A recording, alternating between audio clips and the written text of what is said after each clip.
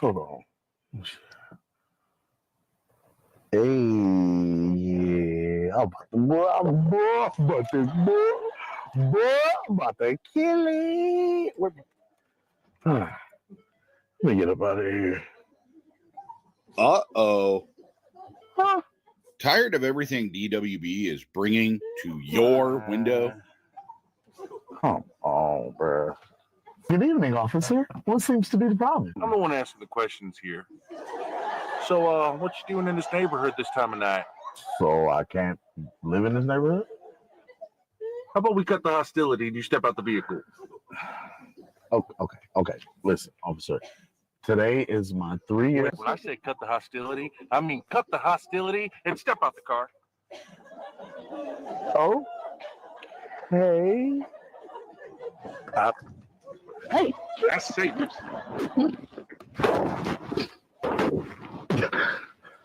Now slowly reach into your pocket and hand me your license. Officers, all of this really I necessary. said reach into your pocket slowly. Okay. No sudden moves. I'm reaching slowly into my pockets.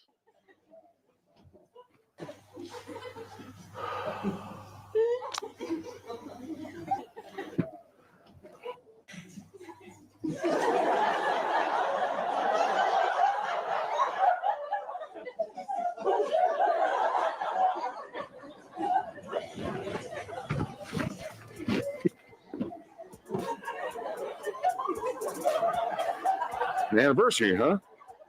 Yeah, my anniversary. Here you go. 3 years. Let's get you back to the missus. You know, we don't like to have our old ladies unhappy, right? You know what I'm saying? Icy White Licensing Service is what you need. Yeah. So hop on in, you know, like, you know, I could escort you back. It's not a problem. We do it all the time. Like, who's gonna stop me, right? Icy White ensures coverage for DWB, managing while melanated, eating while ebony, dancing while dark complected, congregating while colored, and much, much more. You know, like, I'm just trying to give you a hand. Oh, she's definitely happy, but it's perfectly fine. Thank you. You sure? Yes, please. Okay, well, you have a good night, sir. Icy White Licensing Service. I like him. The only way to drive.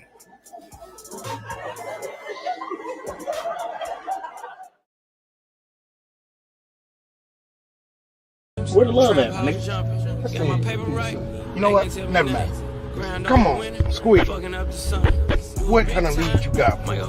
Man, I got some shit for y'all, man. Look like the whole hood is at war right now. But first, I'ma need something from y'all, man. Like, it's this one nigga over by my spot selling rocks right now. I can't have that kind of nonsense around my customers and clients. I sell bud, man.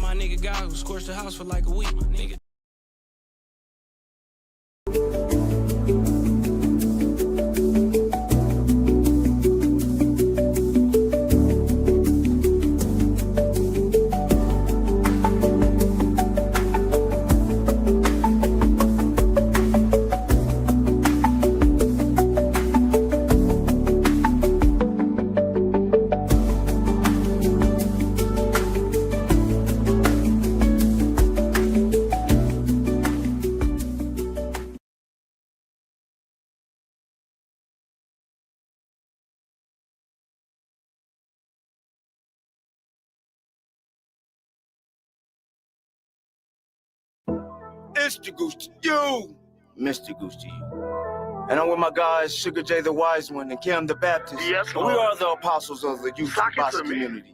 And we're bringing It's Boxing to you. It's the apostles and we come to lay of hands. Half step, weave the jab, uppercut, pick up your mans. It's Pastor Gucci Cam, Sugar J the Wise Man. We bring them to the light, make these haters understand. Northside is why I stand. Nebraska, that's the land. We cancels out the jab from a southpaw stance. We beat the competition, knock it out with either hand. And we drop the link, so come and kick it with your fam. And we drop receipts, so keep your sources on hand. If you can't confirm that this facts, you spread propaganda. Make sure you hit the like when you subscribe to the channel. One love to the playback gang and the panel. It's boxing to you. It's boxing to you. It's boxing to you. It's boxing to you. It's boxing to you.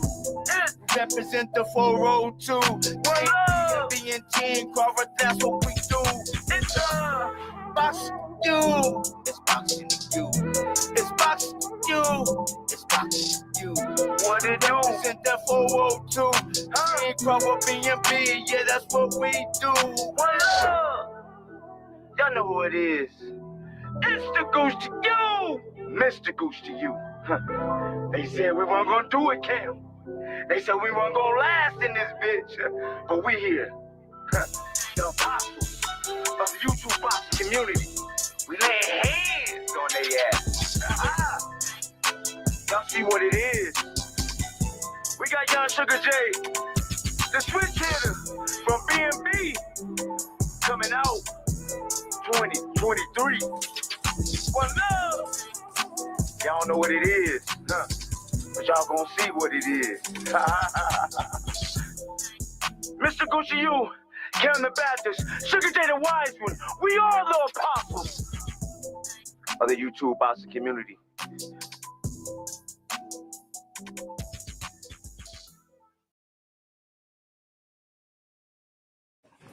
Oh, y'all know who it is. It's Mr. Goose to you from Is Boxing to You.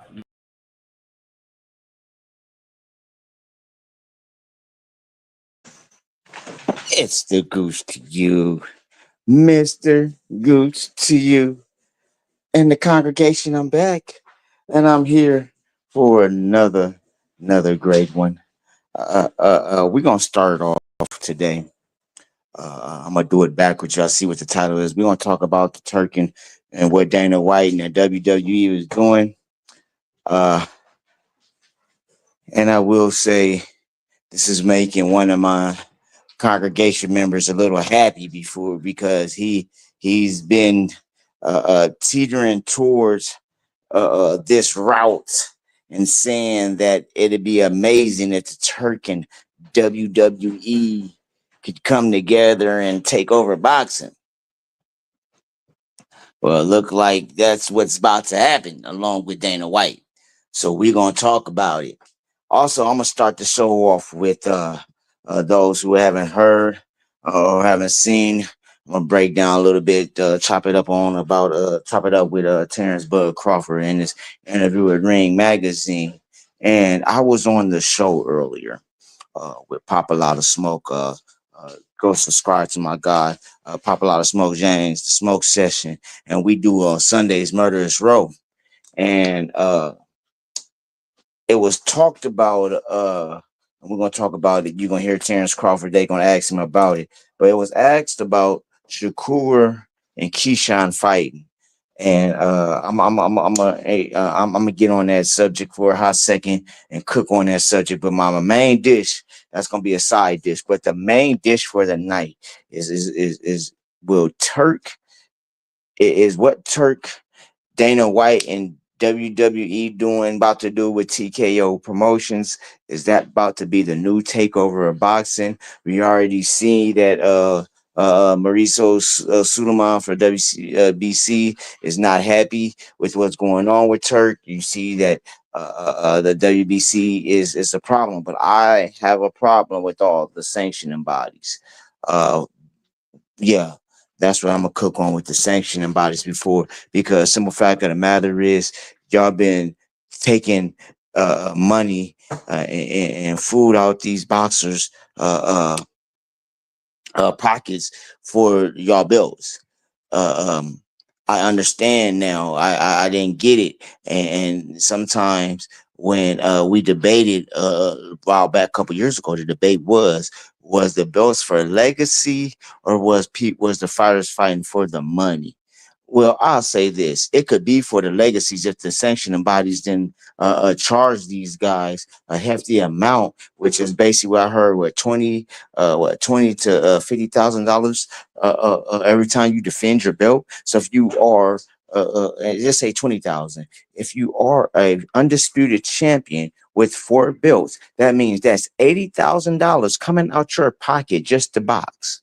I'm gonna cook on it, but I'm gonna cook on it. But with that being said, let me go back and get up, tune up to what I said I was going to bring up. This is Terrence Bud Crawford's interview with the Ring Magazine. Yeah, this is Terrence Bud. This is Terrence Buzz Crawford with the Ring Magazine. 1 second, ladies and gentlemen.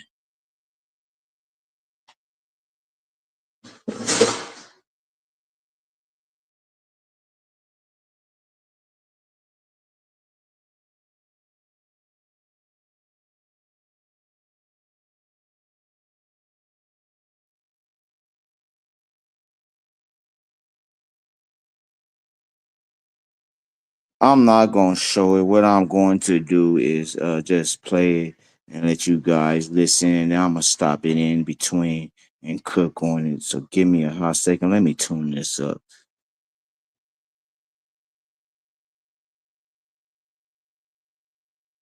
Shout out to Ring Magazine. Shout out to Ring Magazine. This it was a nice interview, I believe. This is Ricky Sompon Pak D here for The Ring, and I am here with a special guest, my guy, pound for pound #1, Terrence Bud Crawford. What's up, man? Welcome back to New York. What's going on, man? I'm just chilling. You know what I mean? I'm good to be back, but it's raining. Yo. It's storming in Omaha, so it's better than being where I was. It's funny, man. Like we've been back and forth. You know, we was in London earlier in the year. Then we went to Riyadh, and then we were in New York for Keyshawn, and now we're back here, man. It seems like we're all over. Do you ever get a moment to just catch your breath, man? To be honest, with everything that's going on, no, not really. You know, then being a full-time father at home, dogs, real estate. So I'm pretty much a busy man. I get that, man. It's awesome to see your kids here too, man. Like it's round the clock coverage, man, when it comes to being a parent. So that's awesome. Speaking of New York, right? The last time we were here, I wanted to get your thoughts on Keyshawn. Keyshawn won his first world title against Dennis Baranchek, man. And you know, you and I were sitting together watching the fight. What did you think? And you know, did you expect that stoppage to come so early for Keyshawn? What was your assessment on the fight? Keyshawn looks spectacular.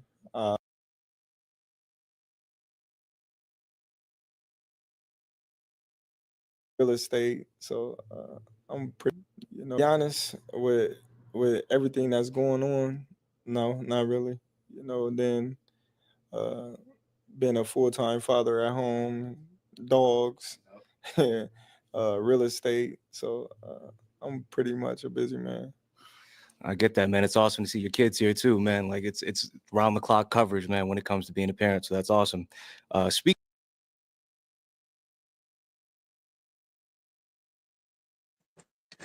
I rewounded it back for the simple fact of the matter. I want to touch on that part right there. Just that part right there for a hot second. Let me cook. Let me turn the meat over on this. Let me turn my sides over on this. This ain't the face of boxing. No, Gucci ain't a businessman. What did that man just sat there and tell y'all? He's a father first. Then he got real estate. Then he's traveling, supporting Shakur, Keyshawn, staying in the gym, getting ready, broken up for the Canelo fight. And yet and still, y'all don't want to deem him in the face of boxing because why? Oh, he don't put butts in the seat, Gooch. He don't put butts in the seat. But yet and still, within the last 2 years, he's about to have 2 of the biggest fights in this era. What they tell us though? What up, Mr. Golden? What they tell us? They told us he don't put butts in the seats. Well, these next 2 fights is going to show it. Hell, he even put butts in the seats at the Madrimov. So once again, I don't know. I guess we don't know what we're talking about when it comes to certain things. But once again, I question, why do you guys want these other guys to be the face of boxing? And then it's like, this is the man. Like you said, his kids is at the interview with him. You don't see nobody else is running around with their kids doing. Come on, man. Come on, man.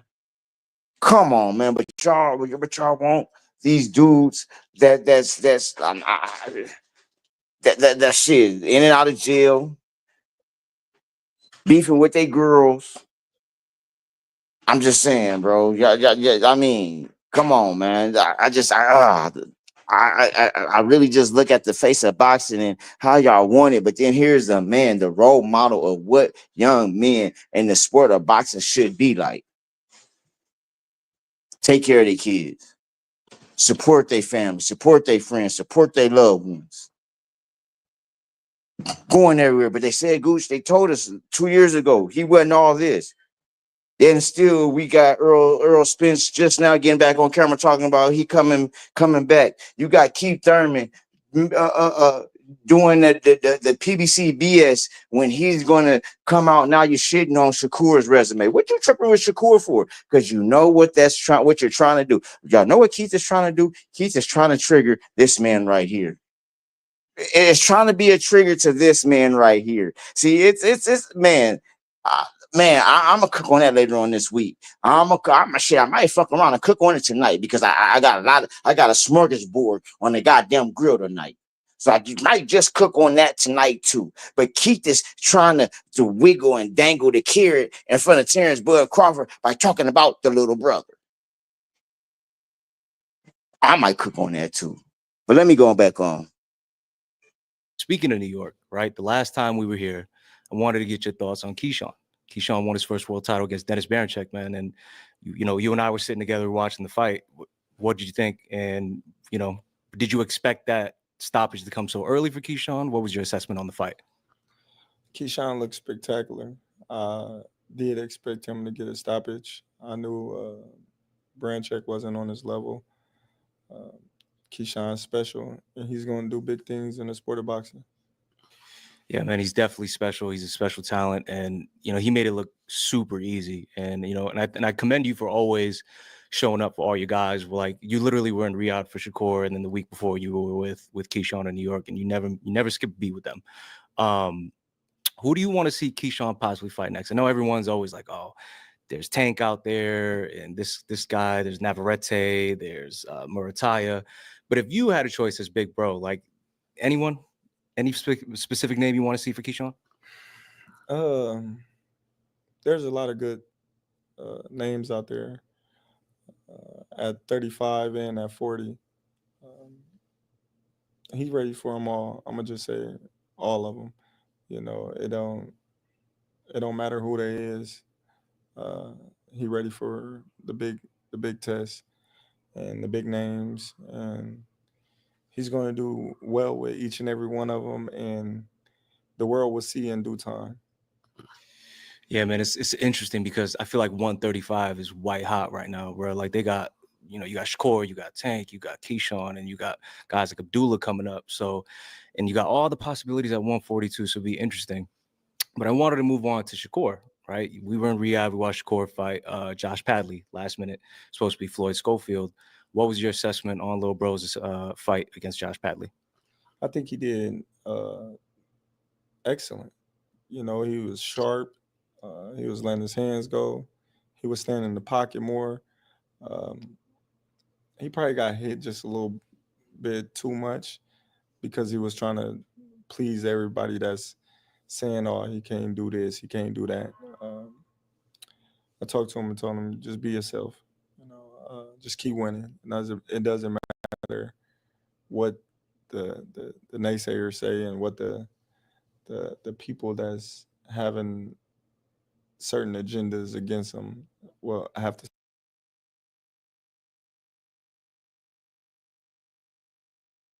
Let's talk about Shakur a little bit. Let me talk about Shakur a little bit. With Shakur, with Shakur, they're trying to see what's next for him. And with Shakur, listen to what he said. He did let his hands go. He did do, what I'm saying? He don't want Shakur listening to the naysayers. But with Schofield come I just know that would have been a hell of a fight if Schofield would have came to fight, man. That would have been such a hell of a freaking fight if Schofield would have came to fight.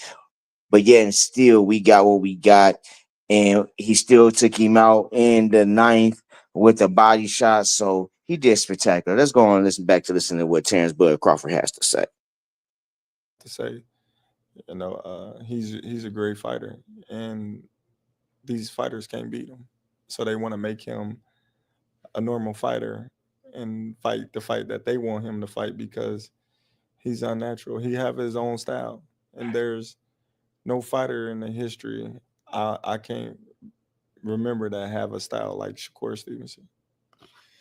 Yeah, it's like no one can touch him, man. I feel like Shakur, I was talking about it with Sean George. He's Zhang's trainer. We were talking about this on the flight back. Shakur's just got that thing, man, that you just can't teach. And that awareness is like on another level. Even when I'm like in a room with Shakur, he's just always on his P's and Q's. And I see that same thing in the ring. But I wanted to circle back and bring it in Keyshawn and Shakur back into this conversation. Not casuals, but boxing fans are always like, oh, they should fight. Oh, they're being wussies. Oh, that brother shit needs to go out the window. You being big bro for both of them, right? What's your assessment on if they were to fight, if they don't fight? What are your thoughts on that? And if it were to happen, how torn would you feel? I'm not going to ask you to make a pick because that's probably uncalled for, but what are your thoughts on that? Well, my thoughts is people that's having an agenda that they need to fight is only saying that to protect certain fighters. You have never heard they need to fight each other until they start calling out certain individuals, or they have same opponent in common that they want to fight. If they was to fight each other, it would be their decision. It's a business. At the end of the day, they're going to make a lot of money at the end of the day, and may the best man win. But would I like to see them fight each other? No, I wouldn't. They came up together. Keyshawn practically been knowing Shakur since he was a little junior, and so I met Keyshawn through Shakur on a Olympic team, and Shakur telling me how great Keyshawn going to be when he get older and how good he is, and this is before the Olympics, so I would be torn if they was to fight each other, but at the same time, if they was to fight each other and they did decide, it's a sport at the end of the day. Yeah. They're gonna make money together and possibly shake hands afterwards. Mayweather and Zab Judah was good friends, and they somehow got in the ring with each other. I don't know how their relationship is compared to Shakur and Keyshawn, but it's definitely doable and possible. Roach and Javante, I don't know if they was friends or not, but they was from the same area, so it's definitely doable. Yeah, and you kind of went through it once, right? Shakur fought Jamel Herring. Like, that was tough. And I could tell, like, on social media, you weren't trying to show any favoritism and whatnot. But just how hard was it being in the middle of that, considering you were training with Jamel and he was trained by Bomac and Shakur's little bro? What was that experience like, being in the middle of all that? Oh man, it was crazy. When you can't root or when you can't give your input on something, it's hard. Seeing a brother prepare to go to war and you can't tell him, hey man, you slipping right here or you messing up right here, because he fighting another brother. So you just, when you neutral, you just kind of typically try to stay away from the whole situation. You don't want to train together. You don't want to, be seen working out together because you don't want the other party to feel like you taking sides and things like that. Yeah, man, I imagine that was really tough. But I think, as an outsider looking at it, I think you did a good job at keeping it neutral and just letting the things play out. And you showed love to both guys after. So I think that was the great thing.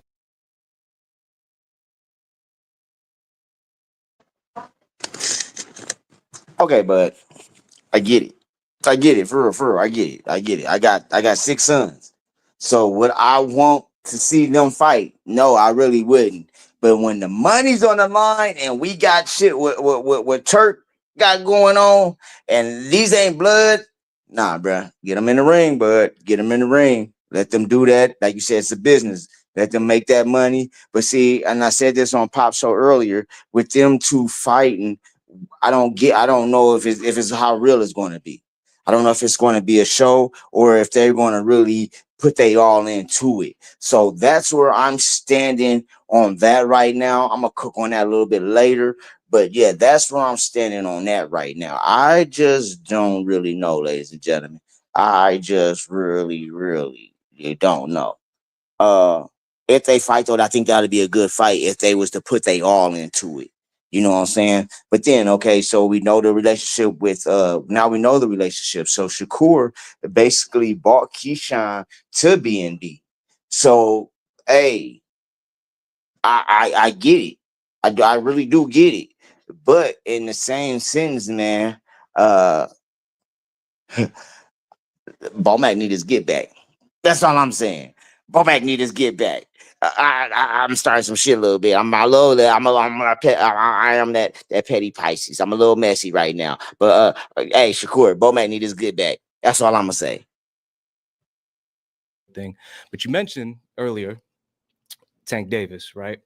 And I think you were kind of alluding to the fact because I think Tank said in his media scrum last week before the fight, he was like, "Yeah, Shakur and Keyshawn should fight each other." He spoke on you a little bit. We'll get to that in a second. But how do you feel when a fighter is like, well, they gotta fight each other for the right to fight me? But if we're being honest, what did Lamont Roach do to get that fight? He's not on the same level with Shakur Keyshawn. So I want to get your assessment on that. He just see both of them as a threat, and he want them to take each other out, so he don't have to fight one of the two.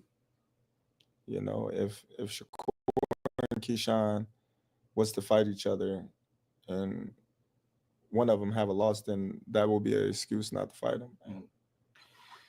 Yeah, it's interesting. Boxing is a strange place, man, and I hate when that conversation has to come up. I just feel like the best fights should just happen, and the whole thing, and the same thing kind of happened with you, right? When you were trying to get the Arrow fight, he was like, he got to handle his stuff over there before he can start talking to me, and but things played out how they played out. You got the win against Spence, but going back to Tank, he called you a hater.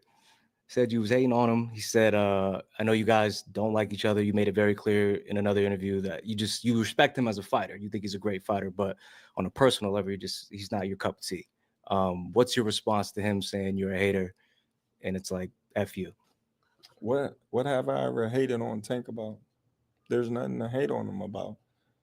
When you compare the careers, it's like night and day, boy. You can't even tie my shoestrings. So to call me a hater is crazy. I never hated on him. Always supported him. I always watched his fights. I never said he couldn't fight. When you go back to things like a person of being a hater, Tank came at me 1st. Mm-hmm. I never said nothing to him. He said that I had the glass chin. He the one that said if he touched my chin, I was going to sleep. He the one that started, this I would say beef or whatever you want to call it, disagreement with Terrence Crawford because I was coming up to fight Spence. He the one that was saying my name. I never said nothing about him. So who's really the hater? That's fair. And then I think in the same scrum, he brought up the Arrow fight, and he's one of the individuals saying Arrow was not the same after you fought him. He was like, I watched that fight. That wasn't the same Arrow, insinuating that your win didn't count because of the car accident. What's your feeling on that? It is what it is. Hey, we got in the ring, we fought, I won. I'm not gonna go back and forth on something that happened, you know, um, 2 years ago. Mm-hmm. So they can say whatever they want to try to tarnish my victory and say Errol wasn't the same, but he was the same when he fought Danny Garcia. Right. He was the same when he fought Ugas. So I'm not gonna go back and forth with the people that still butthurt about the victory. Well, there's a lot of those on boxing Twitter, man. Like you called it, and what was that? Oh, was that OKC where you and Spence and you were like, I know what you guys are gonna say after it happens, and just how like I wouldn't say like that feeling of I told you so, but that surreal feeling like that I literally called that word for word that it was gonna be like that. When did you ever have a moment like that after the fight when you beat Spence? No, to be honest, like a lot of people expected me to like talk crazy and trash them and just be crazy about the victory. But it was just like it was all respect because I never had a problem with Spence. Right. I never disliked his Spence. I always stated that I was a fan of Spence and that I thought he was a great fighter. I just felt as if he couldn't be me, and I wanted the opportunity to prove it. So when the time came, I was mad that it took so long, but at the same time, I was glad that it was happening. Yeah. So when I was victorious, I was just like, okay, now I got that off my back, because I didn't know how my career moving forward would be without having that fight. I think, yeah, everyone wanted to see that fight. And I hated from a personal level, I hated how everyone was pinning the whole, well, he's with Top Rank, he's with PBC, or what has he done to deserve that fight? I'm like, well, he's a multi-weight world champ. He's a former undisputed world champ. I don't see how, and you got out of your contract with Top Rank, you ended up leaving and ended up, but you remember you almost had that fight done in 22 and it didn't happen. So they couldn't use that excuse anymore. So it was kind of like, what is it? What is it? So you finally got over the hump in 23. You did that, you took care of business. But now we fast forwarded. Now there's a rumored fight between you and Canelo Alvarez that is in the works. Man, you walk around, what about $175? I think. What did you post? It was like 180. What was it? It was 186. So that's a mega fight. That's commercially probably the biggest fight this sport's going to see in a long time. I think personally bigger than the Spence fight. You're a big name now. You're a household name. Canelo is who he is. He's Canelo. What goes in your thought process, man? Like, you know what? I just had one fight at 54. I'm gonna go up and go to 68 and take care of this business against Canelo. I don't care if it's Canelo. My thought process about moving up 2 more divisions is doing something that never been done before. When you hear the media, when you hear the experts talk, you always hear all of them say, you never seen a smaller great fighter beat a big great fighter. So just hearing just all the things that surrounded behind the talks of Crawford going up to fight Canelo is intriguing. Yeah. He's the bigger, he's the stronger, he's the most powerful fighter. These are the things that they said about Spence. So we all know what Canelo brings to the table. We all know that Canelo went up to 175. We all know that. But we don't know how Crawford can compete with Canelo. We don't know. So we know what to expect when we see Canelo come into the ring and when Canelo fights, but we don't know what to expect when we see Crawford because we never seen Crawford at this weight before. Mm-hmm. We never seen Crawford take a punch by a bigger guy like Canelo that's punching. We never seen it. So the thing is, we know Crawford can box. We know Crawford can move. But can Crawford take a punch by Canelo? We seen him hurt by Gamboa at 135. We seen him hurt by Mean Machine, they will all say, which I don't believe I was hurt. Well, I stand on it. I wasn't hurt, but that's the narrative. Yeah. We seen it. Mm-hmm. What is he gonna do when Canelo hit him? That's what's intriguing. And then I think that's the big thing, man. We don't know, right? I've seen you spar at the top regime a few times. This was before your Spets fight. You were sparring some big ass dudes. Like they look like light heavyweights, super middleweights. And I know you're naturally a strong guy, and you spar with your boy Steven Nelson plenty of times too, right? He's like a light heavyweight, and it's like, you know, I feel like people underestimate the fact. So it's better.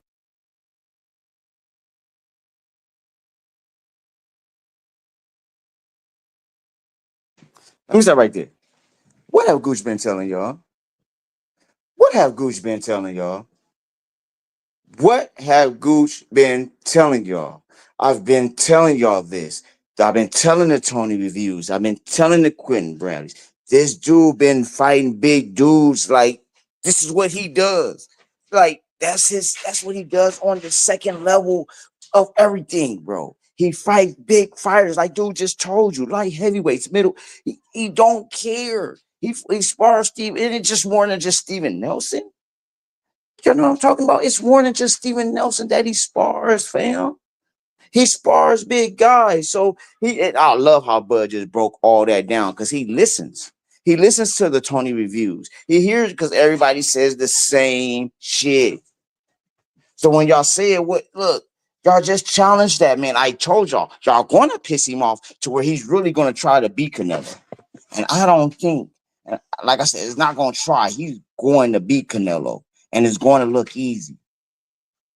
Ooh, let me go back. Great fighter. You know, so just hearing just all the things that surrounded behind the talks of Crawford going up to fight Canelo is intriguing. Yeah. You know, he's the bigger, he's the stronger, he's the most powerful fighter. These are the things that they said about Spence. You know, so we all know what Canelo brings to the table. We all know that Canelo went up to 175. We all know that. But we don't know how Crawford can compete with Canelo. We don't know. So we know what to expect when we see Canelo come into the ring and when Canelo fights, but we don't know what to expect when we see Crawford because we never seen Crawford at this weight before. Mm-hmm. We never seen Crawford take a punch by a bigger guy like Canelo that's punching. We never seen it. So the thing is, we know Crawford can box. We know Crawford can move. But can Crawford take a punch by Canelo? We seen him hurt by Gamboa at 135. You know, we seen him hurt by Mean Machine, they will all say, which I don't believe I was hurt. Well, I'll stand on it. I wasn't hurt, but that's the narrative. Yeah. We seen it. Mm-hmm. What is he gonna do when Canelo hit him? That's what's intriguing. And then I think that's the big thing, man. We don't know, right? I've seen you spar at the top regime a few times. This was before your Spets fight. You were sparring some big ass dudes. Like they look like light heavyweights, super middleweights. And I know you're naturally a strong guy, and you spar with your boy Steven Nelson plenty of times too, right? He's like a light heavyweight, and it's like, you know, I feel like people underestimate the fact that, you know, just because you fought at smaller weights that you don't know how to hold your own. And I try to remind people too about like Roberto Duran. He fought Iran Barkley, I think, for the middleweight title. I think Duran started what, 35? Like, and it was probably unheard of at the time. People forget that it's possible. It's possible. So, like you said, I think it's just a matter of what happens in the ring. And I think people need to also remember, like, you can punch too, man. And I think they're also getting misconstrued with your last fight with Madrimov because it went to decision. Everyone's like, oh, Madrimov's not known. Terrence should knock him out. He's a tricky fighter. Madrimov had that herky jerky style, and it's hard to time, but you did what you had to do to win. So what are your thoughts when people say like they use that as the measuring stick? Like, oh, he knocked out Spence, but he had a hard time with Madrimov. I just laugh because I look at Majimov fight like it was a cool fight, but I was in control of the whole fight. I never felt like I was threatened or in trouble in no way, shape, or form in that fight. I don't feel like it was as close as everybody say it was. I don't feel like I had to fight in a fight where I had to change anything up. I don't feel like I had to do anything different than what I was doing. I was just boxing. I was, taking my time in there. I was enjoying being back in the ring. I would say that I was enjoying being back in the ring. And yes, Majimov is a tricky fighter, and he's herky jerky, and you know, he made some things difficult at times. But at the same time, we won the fight. We move on, and now we're looking for a bigger opportunity and a legacy fight with Canelo. And spinning back on Canelo, he was on the Ring podcast and he was talking about how he didn't want to give David Benavidez the fight because he was being disrespectful. I think it was, and they asked him, they said, well, Terrence hasn't really been saying anything crazy about you. And he's like, yeah, he hasn't. I don't know if you saw the interview, but do you feel like he's kind of like sunning you in that sense? Like, yeah, you better not disrespect me or I won't give you this fight. No, no, not at all. Not at all. I just think that, when you look at the history of Canelo, when you look at all the fighters that was disrespectful, calling them out, there was a lot of them, and he fought all of them. From Shane Mosley to you know Laura and them. When you Danny Jacobs and them, Sanders. When you look at all the fighters that was disrespectful to Canelo, he was fighting them. But I just think from a Mexican standpoint, when you got two Mexicans, that's one been extra disrespectful towards the other, he just took that personal, more so personal on the race aspect about it than the sport. He took the sport out of it, and he just felt as if he wasn't going to give Benavidez the payday that he wanted, just because he felt something different in that moment. Yeah, it's unfortunate. I mean, I wouldn't say unfortunate because for you, it benefits you. You're probably gonna get the fight, right? But it's definitely intriguing as to why that didn't materialize for David Benavidez. I would have loved to see that fight. I think a lot of people would have. But getting to the disrespectful thing, I do want to follow up with the Tio situation. We all know Tio's been very public about saying some pretty wild stuff to you, man. You talked to him in Riyadh. What happened there? No, we just had some words, and he said what he said, and I I don't got no problem with it. What I mean? I have a problem with him using racial slurs to promote and to try to get fights, but at the same time, you know, knowing Tio for so long, it just bothered me because I supported Tio through it all. And that's why I took it personal with him because I always was the one that said he was gonna be at the top. I was the only one in top rank that was like he was gonna beat Lomachenko. I was pushing it like, man, he's gonna beat that dude. I was supporting him. I was there for him to come at me the way that he was, and turn on me and having a say so like, oh well, telling Kell Brook to whoop me and show me who the real champ is. It was like, dang. Was that the first That thing? was the first thing. Okay, there's a clip out there that I don't think has been posted, but I've seen it.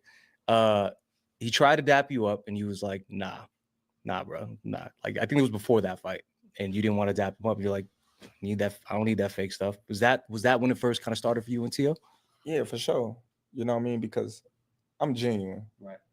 Tio fought on my undercards a couple of times, more than a couple of times, but everything that I do in the sport of boxing is always genuine. I never, cared about the extraness. That's why when you see I'm supporting somebody, I'm supporting them from the heart. I don't support them just to try to backstab them in the back or feel like I need to be where they at or try to take the limelight off of them when they there. You know, I just support them just for who they are as a person, as a fighter. You know, we all in it for the same reason to get our family out of the situation or to make it to, you know, the top. Yeah, was it? I think you said you were tight with To, and you came up with him when he was young at Top Rank. Do you think it was a little more just like disappointing for you, just being like the elder, like damn, bro, like that's really where we going? Instead of like, if that was anyone else that you didn't come up with, it was just like a random opponent, someone you didn't have a personal relationship with. Would it have looked different for you? Would you have not have accepted his apology, or you gave To the benefit of the doubt because you and him were tight at one point? No. It wasn't like because you know he said what he was. You know what I mean? What it was like. I didn't have to go upside his head. I didn't have to do none of that for what. You know, just imagine me punching To Fimo and breaking my hand. Now I done missed out on the biggest fight of my career, all behind emotions. Like that's something that I would have did when I was younger, but I move smarter now. You know, and I don't let people navigate my life and alter where I'm trying to go or what I'm trying to accomplish. You know, a young-minded person to be like, oh, well, he should have did this or he should have did that. You know, well, that's not a real man in my eyes. A real man thinks strategically and he know where he want to go, and he's not gonna let any clouds, judges, you know, where he's got his sights set on. That's amazing to hear, man. Because there's a lot of people online saying Terrence need to smack him upside the head and whatnot, but that's the internet, and that's awesome that you took a different route, took the mature route. There's bigger things ahead for you, man. Before we wrap this up, assuming you get the Canelo fight, you win, right? How many more fights are we going to see out of Terrence Crawford? I don't know. You know, like I said before, it's one fight at a time right at this moment. You know, this is a big opportunity for me, and I'm not thinking about nothing but Canelo at the moment. You know, so after September 13th, and my hand is rose, we can talk about it. It's amazing, man. Bud, I appreciate the time, man. It's good seeing you again as always. Thank you for the time. Appreciate it.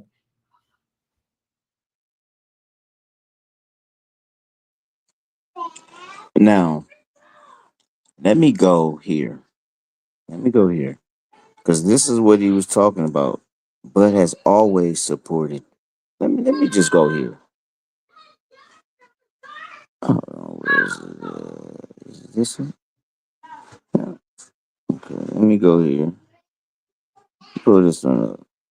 Hey, bud, come here real quick. I got a question. Come here, bring your bald head ass here. All right, so look, who you got? Go ahead, man. Hey, he showed me his shit. Hey, he said he snatched this shit off. Okay, so look, and I gotta ask you, who you think poses the biggest threat to Dev at 140? Because I mean, they all can crack. All the champions can crack. I think Tio. I gotta say, I think Tio. Now, What you say? see, You asking me a question, I'm giving you that. okay, Tio, Regis.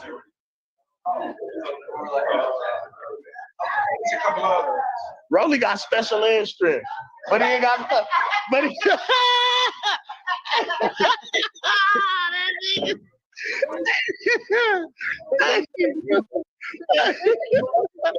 He said T.O. Hey, bud, come here real quick. I got a question. What? They answer the question. Come here, bring your bald head ass here. All right, so look, who you got? Go ahead, man. Hey, he showed me his shit. He said he snatched this shit off of me. Okay, so look, and I gotta ask you, who you think poses the biggest threat to Dev at 140? Shit. Because I mean, they all can crack. All the champions can crack. I think Tio. I gotta say, I think Tio. Now, Regis, see, You asking the question, I'll give you that. Okay, T.O. Regis. There's a couple others. Rolly got special ed strength, but he ain't got. So I'm just saying. He said it at the end of the interview that he's always supported Teofimo. So for Teofimo to be doing what he was doing, yeah, yeah, Bud wasn't feeling that. So man, that was the interview with Bud. Shout out to Ring Magazine. Um, that interview, like I said, Bud listens. He listens to the naysayers. He listens to and only thing y'all do, man, just like the Spence fight, y'all fuel him for just so he can show y'all what he man.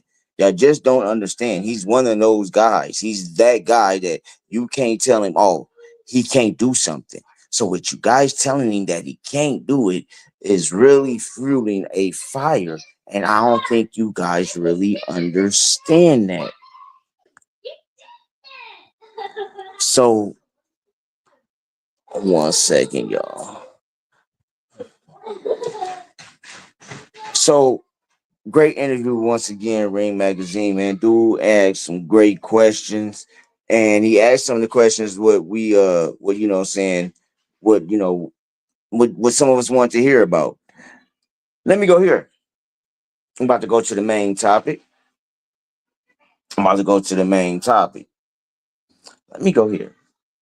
Let me go here. Main topic, ladies and gentlemen, right now. The main topic is TKO, Sheik, WWE, and Dana White.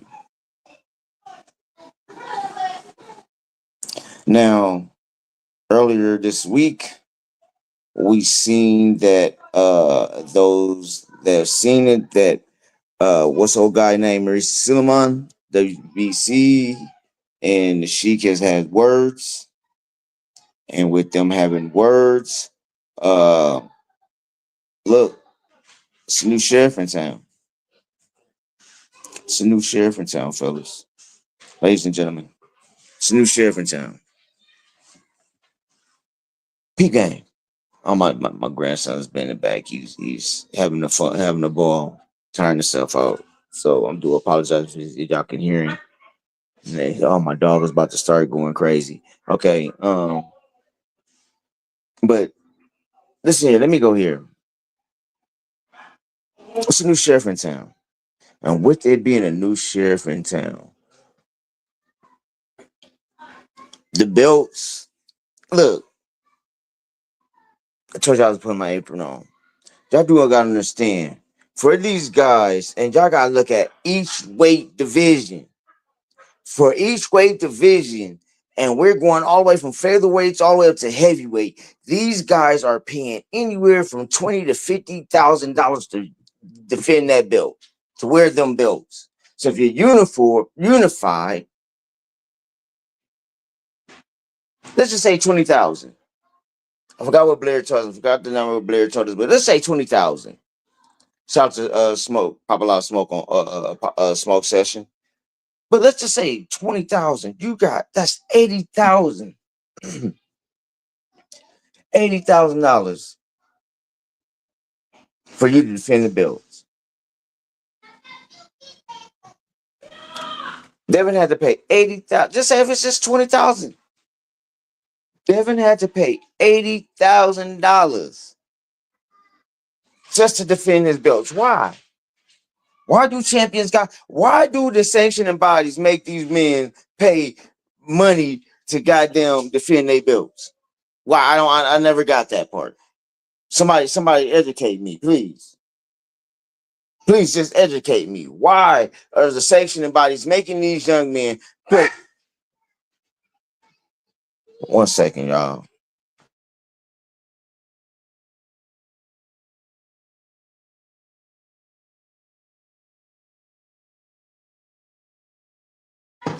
Okay, my bad, y'all. Let me do something real quick.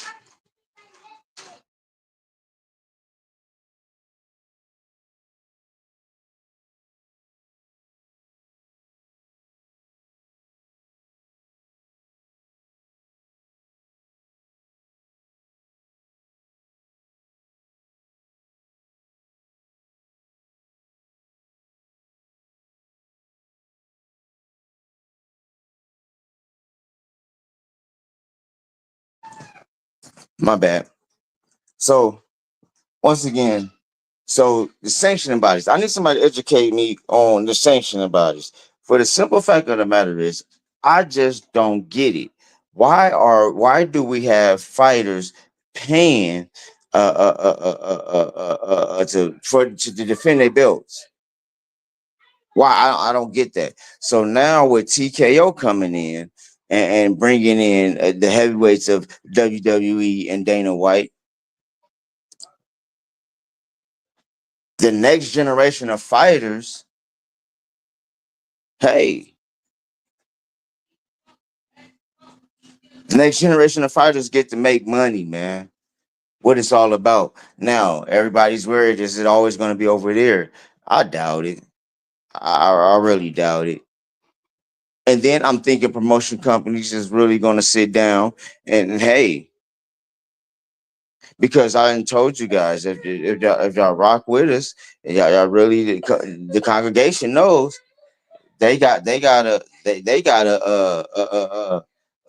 what 700 some 750,000 a year. I mean a quarter to play with just for entertainment.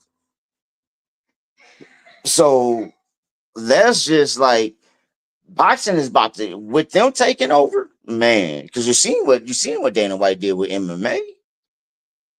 You already know what WWE does, but ain't gonna be scripted. They just gonna let these guys fight now. Now, just a guy said something earlier about champions fighting champions. Now you get to see that.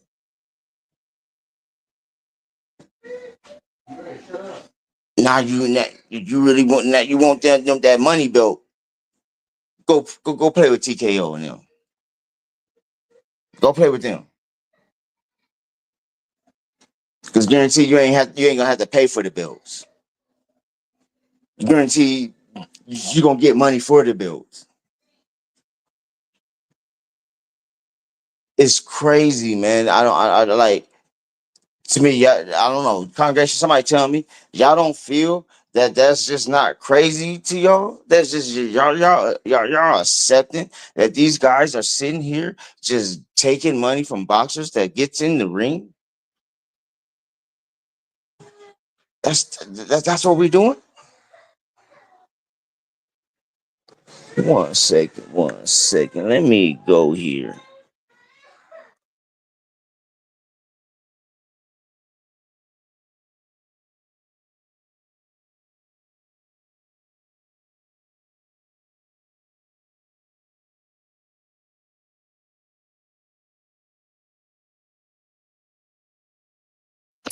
I apologize. One second.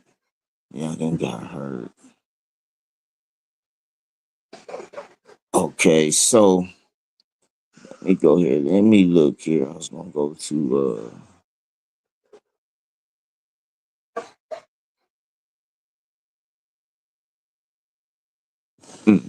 can't find it.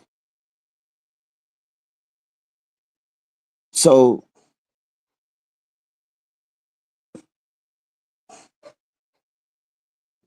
with us getting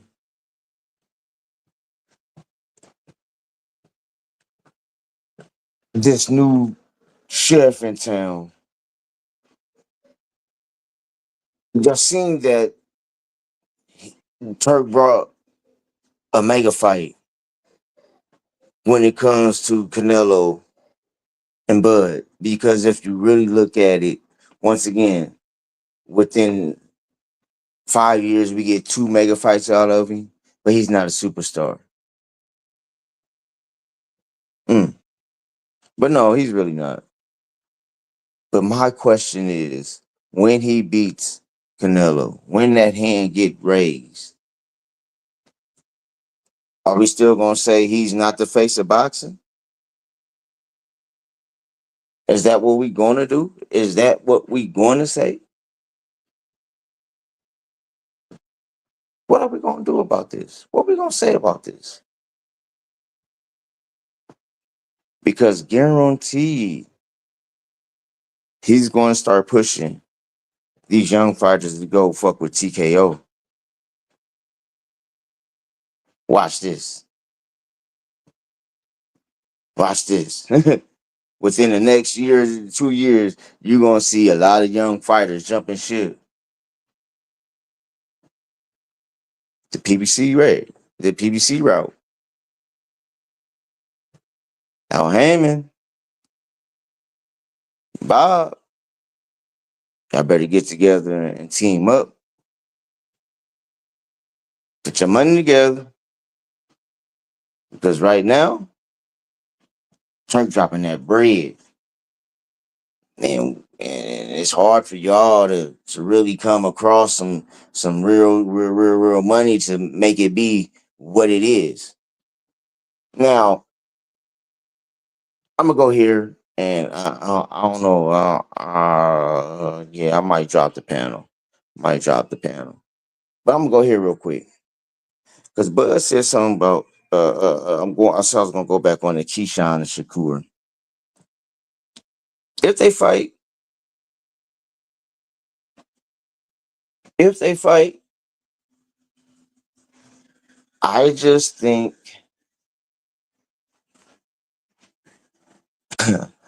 I just think Keyshawn will show his greatness if they really was to fight. That was if they really was to fight each other. But I just don't feel that if they was to fight, we're not going to see the best out of the both of them. It'd be a good money fight, but will it be serious? Are they trying to knock each other head off their shoulder, or are they just trying to get y'all a boxing exhibition? Well, a boxing clinic? Or are you really trying to take his head off his shoulder and put him on the mat? 1, 2, 3, count to 10 out. Yes, you're out.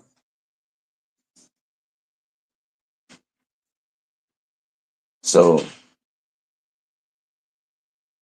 I'm just right now looking at the big picture of everything. And if Tank and Roach don't fight, I want to see really. I be Joshua when I say I wanted to see Tank and Keyshawn go, but really it needs to be Shakur to put it on the line. They both need to go at it because they it's been Tank versus Shakur for what 4 or 5 years now, about 3 years now, 3 years now.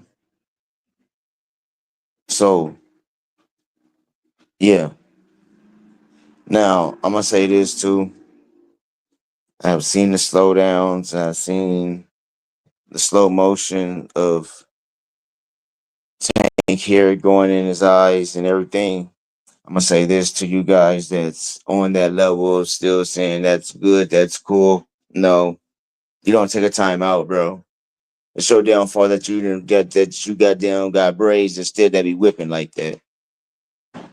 That's your fault.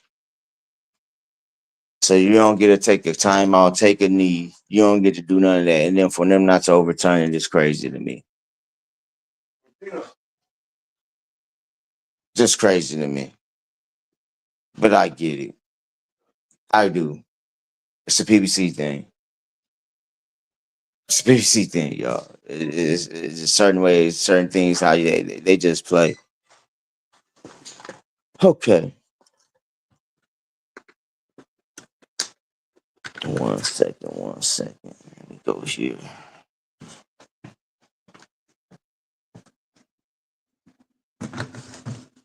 So with that being said, let me go back to my studio. My computer. Boom. With that being said, ladies and gentlemen, I'm about to drop the panel for about hour and a half. I'm not going all night.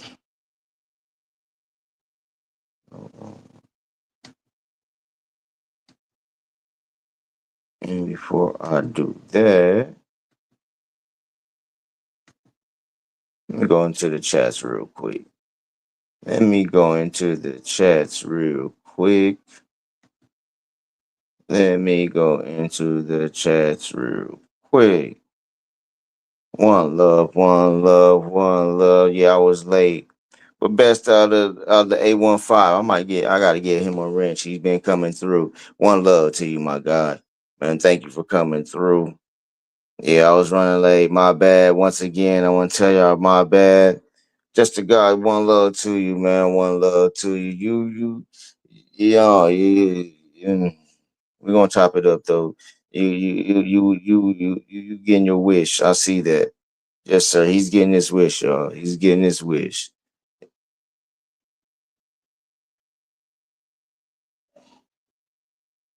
Mr. Golden, Al Money, Al Moolah, baby, 231, and Mr. Golden. One love to y'all. One love to y'all.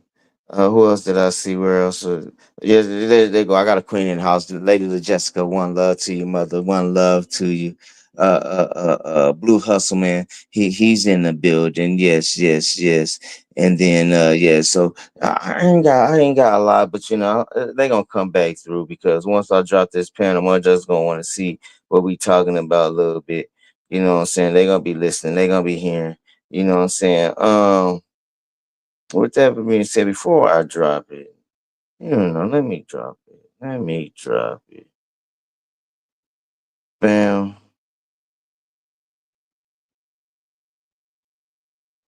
The link is in the chat. The link is in the chat. So you want to come holler at me? Like I said, it's just crazy though.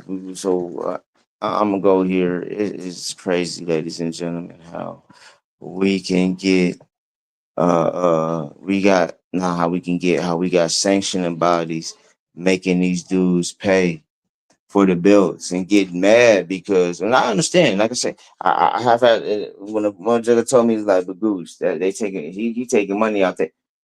Okay, but you taking money out these boxers that's entertaining for some belts, bro.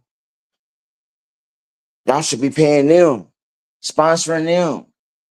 Hell, they wearing y'all shit, you know what I'm saying? And y'all that damn, they paying y'all to wear a belt, bro. That's crazy. Look how many belts Bud got that he had to pay for it, man. That's crazy. WBO got rich off Bud. Crazy. 10 years. WC got rich off Bud. Crazy.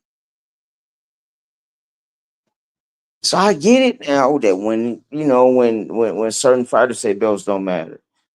Mr. Q, if you watch the playback game, I understand now, sir.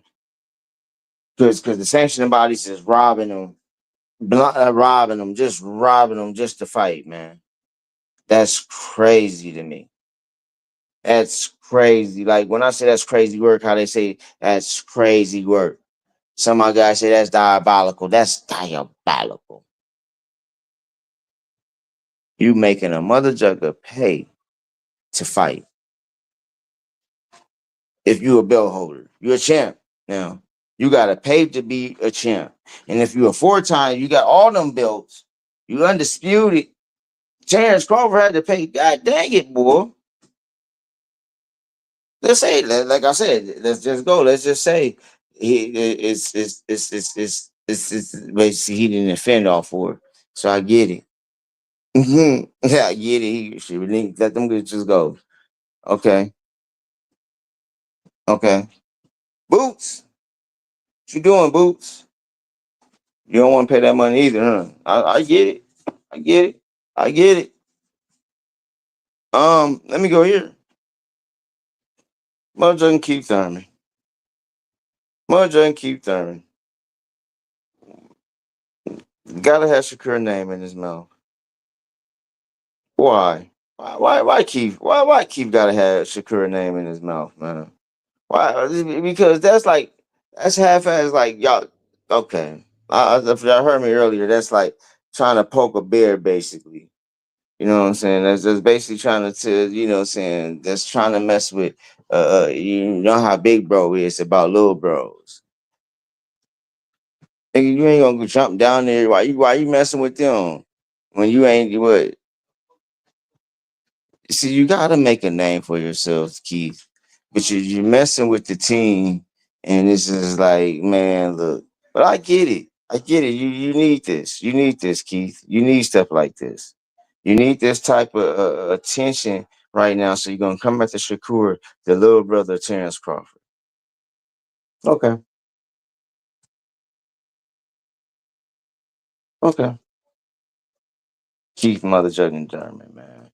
I was like, I had respect for him until this, you know what I'm saying? I had just, you know what I'm saying, like, even though I said he's a gatekeeper, you know what I'm saying? Like, I really think him and old buddy needs to just really get in the ring. So Tank PBC,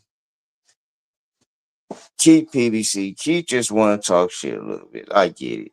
Let's listen to what Keith Thurman had to say, y'all. Shout out to Fight Hype.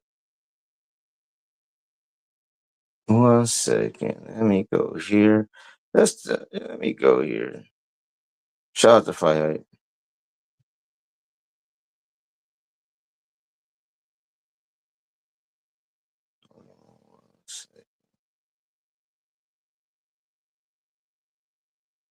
Play this interview real quick. 1 second. Okay, here we go.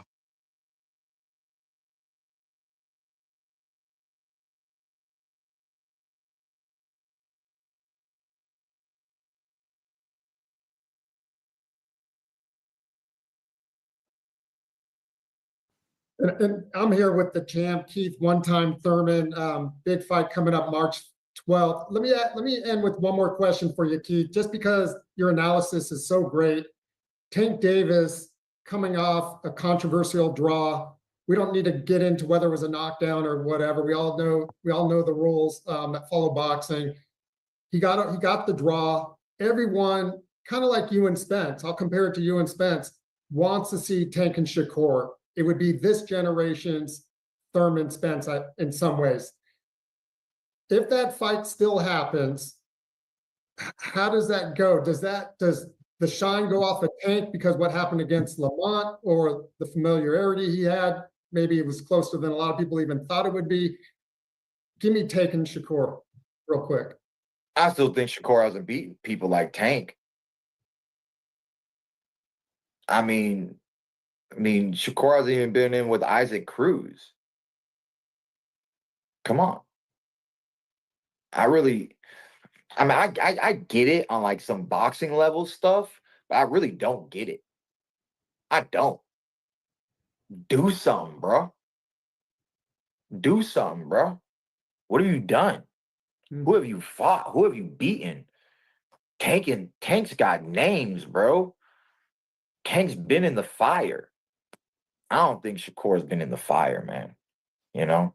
I think this matchmaking is way weaker than just resumes, you know? People see a skill set, yada, yada, yada. I get it. But word on the street is that boy's been slapped. Like, I don't know. I don't like, it's really hard for boxers like that. You know, he's going to have to just box. I mean, whatchamacallit, just like the controversial fight Haney had with Ryan. And Haney's a great boxer. They think he's like, they think he was the nicest. Not the nicest. They think Shakur's the nicest. I don't think he's the nicest. I think he's nice. Is he really the nicest? I don't know, man. You want to know if he's the nicest, you got to put him with somebody who got drop bombs like ISIS, okay? You handle them bombs, and then, let's see, man. I mean, obviously, we've seen whatchamacallit lose in the past, Isaac Cruz, right? But like I'm saying, man, he ain't even been in with one of them type of dogs. Like, I want to see dogs, bro. Get thrown from every which way. Yeah. go through some dogs, bro. You know, I mean, just put a few good names on the list. Like it ain't like he got. I mean, he's small. I mean, I don't think him and Rolly or anything like that. I think Rolly's too big and stuff. But I don't know, man. Like, just the resume's not there. The resume's not there. I don't ever think about him and Tank. I don't know. You guys do, and I don't even really know why. I think it's just some like some fantasy football bullshit. I don't really think it's real. You know, I don't agree with you on this. That it's equivalent to Thurman and Spence. It's not. It's not. Thurman did a lot. Spence did a lot, and it was something that the world was ready to see. I don't think he's done a lot. I mean, just one. Put one on the resume. One good one on the resume. I would like two good names on the resume before stepping to Tank. But yeah, man. I mean, honestly, it's the Tank show, man. Whatever Tank wants to do.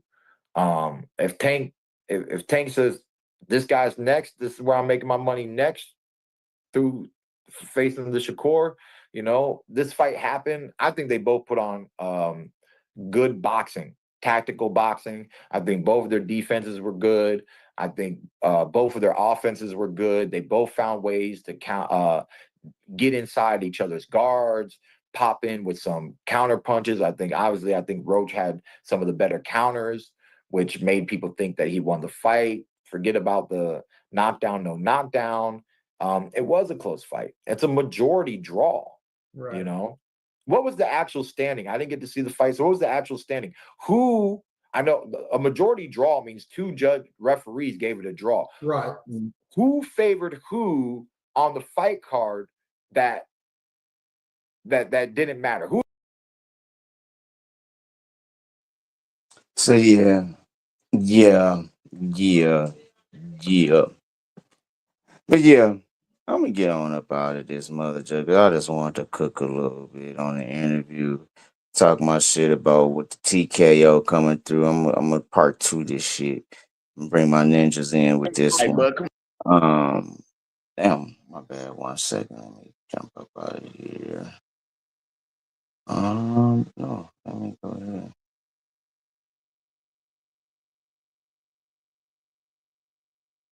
But I'm gonna talk about stuff later on this week when I can really get it going and let y'all see what it is, man. Because TKO, I want to hear what's going on with TKO. I want to get into some more about it.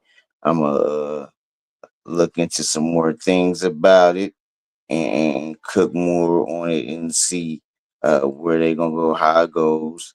I mean, you know, the format, how they want to run the format of it and all that. So, man, I thank everybody that came through, man, that listened to me talk my shit, listen to the champ talk his shit. And with that being said, 1 second, man. One love to y'all, man. One love to y'all for real. It's the goose. Dang. Hold on, slow down, Gooch. Like I said, with that being said, man, I thank y'all for coming through, man. Let me talk my shit for a minute, man. I was gonna open the panel, but nobody slid through. So, man, with that being said, man, it's the Gooch to you, Mr. Gooch to you, man. Thank y'all for coming through and playback gang. I got you. Come rock with me. Like I said, I'll be going on later on this week. I'll be letting y'all know when. With this being said,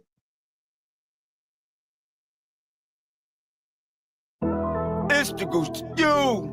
Mr. Goose to you. And I'm with my guys, Sugar J the Wise One and Kim the Baptist. Yes, and we Lord. are the apostles of the youth Sock it to boxing me. community. And we're bringing It's Boxing to you. It's the apostles, and we come to lay of hands. Half step, weave the jab, uppercut, pick up your mans. It's Pastor Gucci Cam, Sugar J the Wise Man. We bring them to the light, make these haters understand. North side is where I stand. Nebraska, that's the land. We cancels out the jab from a southpaw stance. We beat the competition, knock it out with either hand. And we drop the link, so come and kick it with your fam. And we drop receipts, so keep your sources on hand.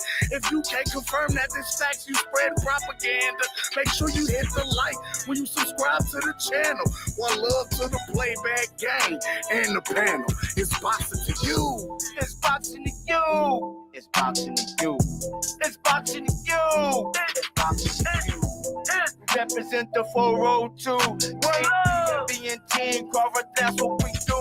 It's boxing to you. It's boxing to you. It's boxing to you. It's boxing to you. What it do? Represent the 402. Team cover, B&B, yeah, that's what we do. Y'all know who it is. It's the Goose to you. Mr. Goose to you. They said we weren't gonna do it, Cam. They said we weren't gonna last in this bitch, but we here. The apostles of the YouTube boxing community. We laying hands on their ass. Y'all see what it is. We got young Sugar J, the switch hitter from B&B, coming out 2023. One love. Y'all know what it is, huh? But y'all gonna see what it is. Mr. Gucci, you, Cam the Baptist, Sugar J the Wise One, we are the apostles of the YouTube boxing community.